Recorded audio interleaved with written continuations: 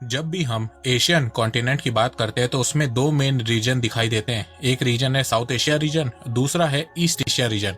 South Asia region में अफगानिस्तान, पाकिस्तान, भारत, नेपाल, भूटान, बांग्लादेश, श्रीलंका, मालदीव्स हैं।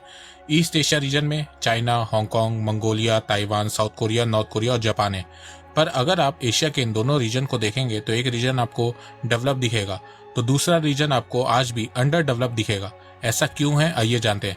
तो नमस्कार दोस्तों, स्वागत करते हैं आपका चार्जिंग पॉइंट हिंदी में। दोस्तों, आज के इस वीडियो में हम जानेंगे कि किन कारणों की वजह से south Asian countries east Asian countries से पीछे रह गई हैं। तो जुड़े रहिए आप इस वीडियो के साथ। दोस्तों, मैं ऐसे ही एजुकेशनल टॉपिक पे बात करता हूँ, तो अगर आपको मेरा काम पसंद आता है तो अब आप मुझे सपोर्ट कर सकते हैं पेट्रियन और यूट्यूब में ज्वाइन बटन के थ्रू।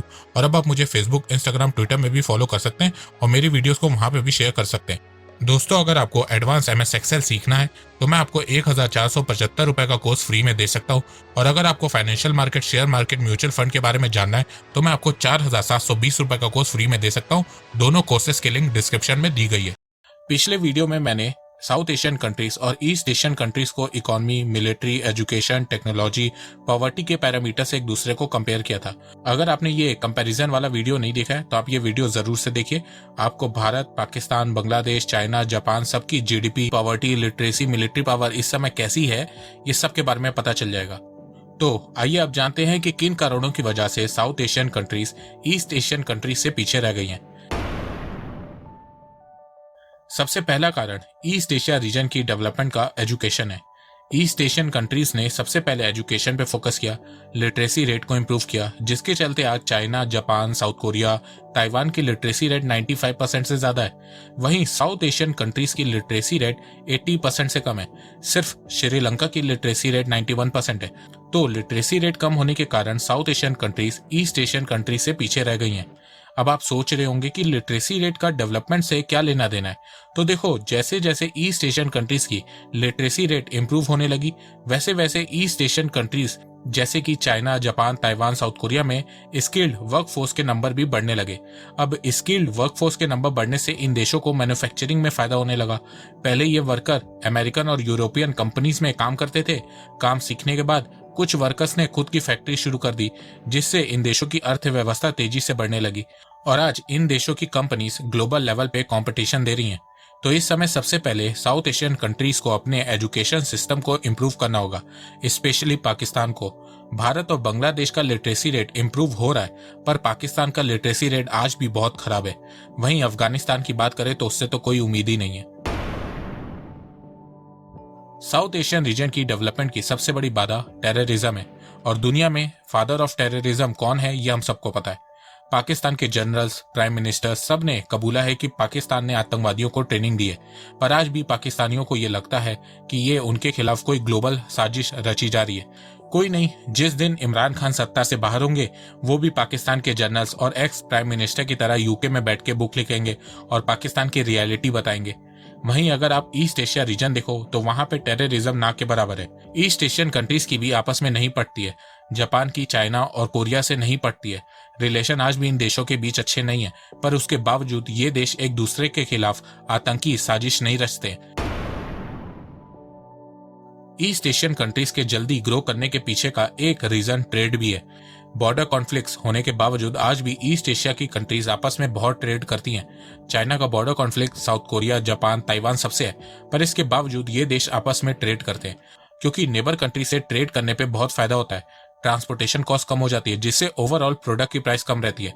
पर साउथ एशिया रीजन में आपको ऐसा देखने को नहीं मिलता है। भारत पाकिस्तान की ट्रेड 2 सालों से बंद है और इसमें गलती पाकिस्तान की है, क्योंकि पाकिस्तान ने ही भारत के साथ ट्रेड सस्पेंड किया। इसके अलावा बाकी के साउथ एशियन कंट्रीज आपस में ठीक ठाक ट्रेड करते हैं। साउथ एशिया रीजन में सिर्फ भारत और बांग्लादेश आपस में अच्छी खासी ट्रेड करते हैं और इन दोनों देशों के बीच ट्रेड बढ़ती जा रही है, जिससे इन दोनों को बहुत फायदा होता है। ईस्ट एशियन कंट्रीज की डेवलपमेंट का एक रीजन इंफ्रास्ट्रक्चर भी है। जहां ईस्ट एशियन कंट्रीज ने सबसे पहले अपने देश के इंफ्रास्ट्रक्चर को स्ट्रॉन्ग किया, वहीं साउथ एशियन कंट्रीज ने बहुत सालों तक इंफ्रास्ट्रक्चर पे ज्यादा ध्यान नहीं दिया। बहुत सी साउथ एशियन कंट्रीज और ईस्ट एशियन कंट्रीज की शुरुआत 1947 से 1950 के बीच में हुई थी। जापान पे तो न्यूक्लियर अटैक तक हुआ था, पर इसके बावजूद इंफ्रास्ट्रक्चर के मामले में आज east Asian countries south Asian countries से बहुत ज्यादा डेवलप है। जापान दुनिया में अपने टेक्नोलॉजी के अलावा इंफ्रास्ट्रक्चर की वजह से भी जाना जाता है। जापान में हर साल ढेरों अर्थक्वेक आते हैं, पर उसके बावजूद जापान का इंफ्रास्ट्रक्चर बहुत स्ट्रांग है। जापान के अलावा चाइना, ताइवान, साउथ कोरिया का भी इंफ्रास्ट्रक्चर बहुत स्ट्रांग है। इंफ्रास्ट्रक्चर अच्छे होने से ईस्ट एशियन कंट्रीज की लॉजिस्टिक कॉस्ट कम हुई है, जिससे इन देशों का एक्सपोर्ट बढ़ा है और साथ में देश की डेवलपमेंट भी हुई है। साउथ एशिया रीजन की बात करें तो पिछले कुछ सालों से भारत ने इंफ्रास्ट्रक्चर पर ध्यान देना शुरू किया है, पर बाकी के साउथ एशियन कंट्रीज आज भी इंफ्रास्ट्रक्चर को लेकर सीरियस नहीं है। ईस्ट एशिया रीजन के डेवलप होने का एक मेन रीजन इंडस्ट्रियलाइजेशन भी है। Japan, south Korea, China, Taiwan ने इंडस्ट्रियलाइजेशन को बहुत जल्दी अपना लिया, जिससे उनकी ग्रोथ तेजी से होने लगी, डेवलपमेंट तेजी से होने लगी। वहीं साउथ एशिया में भारत, पाकिस्तान आपस में लड़ने में बिजी थे। अफगानिस्तान में वॉर ऑन टेररिज्म की लड़ाई चल रही थी। श्रीलंका में सिविल वॉर चल रही थी। बांग्लादेश नया नया आजाद हुआ था। नेपाल, भूटान को इंडस्ट्रियलाइजेशन में कोई दिलचस्पी नहीं थी।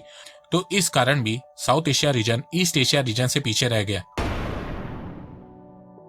गवर्नमेंट सिस्टम भी एक बहुत बड़ा रीजन है जिसकी वजह से ईस्ट एशिया रीजन जल्दी डेवलप कर गया। चाइना में भले ही वन पार्टी सिस्टम है, पर उनके देश की सरकार ने इकोनॉमिक डेवलपमेंट के लिए बहुत अच्छे अच्छे डिसीजन लिए हैं। जापान, ताइवान, साउथ कोरिया की सरकारों ने भी अच्छे अच्छे इकोनॉमिक डिसीजन लिए हैं। प्राइवेट इंटरप्राइजेस को लिवरेज दी है, मैन्युफैक्चरिंग में फोकस किया, एक्सपोर्ट पे फोकस किया, आपस में ट्रेड को बढ़ाया। वहीं साउथ एशिया रीजन में लंबे समय तक सोशलिज्म पॉलिसी देखने को मिली। साउथ एशियन कंट्रीज की सरकारें सब कुछ अपने कंट्रोल में करना चाहती थी। प्राइवेट कंपनीज को काम करने का मौका नहीं मिलता था, जिसके चलते south Asia region east Asia region से पीछे रह गया। इसके अलावा ईस्ट एशियन कंट्रीज ने अपने रिलेशन वेस्टर्न कंट्रीज के साथ स्ट्रॉन्ग किए, जिससे उन्हें ट्रेड में बेनिफिट मिलने लगा। China, Japan, Taiwan, south Korea का मेजर ट्रेड पार्टनर यूएस और यूरोपियन यूनियन है। वहीं साउथ एशियन कंट्रीज ने इस पे ध्यान नहीं दिया।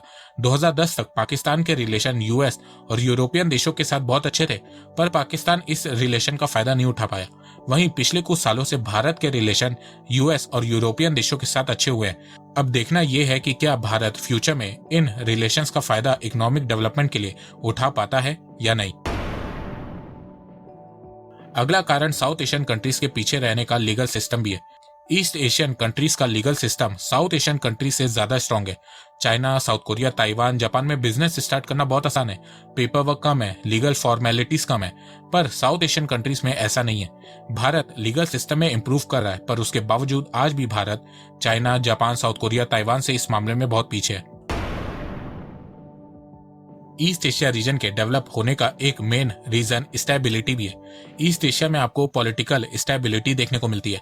साउथ एशिया रीजन में आपको स्टेबिलिटी देखने को नहीं मिलेगी। साउथ एशियन कंट्रीज में अगर हम भारत का एग्जांपल लें तो भारत में जैसे ही सरकार बदलती है उसके बाद डेवलपमेंट प्रोजेक्ट्स रोक दिए जाते हैं। बुलेट ट्रेन इसका जीता जागता एग्जाम्पल है, पर ईस्ट एशियन कंट्रीज में ऐसा नहीं होता है। चाइना में तो वन पार्टी सिस्टम है, वहां ये सब नहीं होता है। साउथ कोरिया, जापान में भी डेवलपमेंट प्रोजेक्ट्स नहीं रोके जाते हैं। सरकार बदल भी जाती है तो भी प्रोजेक्ट चलते रहते हैं। पर साउथ एशियन कंट्रीज में पॉलिटिशियन अपने बारे में पहले सोचते हैं और अगर कोई अच्छा काम करना चाहता है तो उसे रोकते हैं। ईस्ट एशियन कंट्रीज में आपको ऐसा बहुत कम देखने को मिलेगा।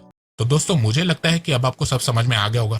तो अगर आपको ये वीडियो पसंद आए तो आप इस वीडियो को लाइक कीजिए और अब आप मुझे सपोर्ट भी कर सकते हैं पेट्रियन और यूट्यूब में ज्वाइन बटन के थ्रू। एक बात मैं कहना चाहता हूँ, आप जितनी मेरी वीडियोस को शेयर करेंगे उतनी ही रीच मेरी बढ़ेगी और उतने ही लोग मेरे से जुड़ेंगे। तो वीडियो को शेयर करना, चैनल को सब्सक्राइब करना बिल्कुल भी मत भूलिएगा। मैं ऐसे ही एजुकेशनल वीडियोस लाता रहूंगा आप लोगों के लिए। तो अभी तक के लिए बस इतना ही। धन्यवाद। जय हिंद, जय भारत।